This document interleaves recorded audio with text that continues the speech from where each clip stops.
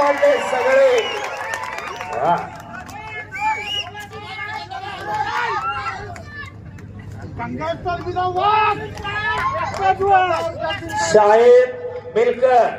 शाहीद मिलकर यांच्याकडून विजयी पैलवानाला 10,000 रुपये. दंड बघा, मांडी बघा, तुमची बी बघा.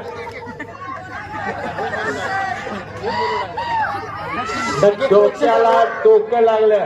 नक्कीच दीपक दादा या कुस्तीसाठी एकदा जोरदार टाळ्या होऊ दे. अरे वा, ताकद डोकला.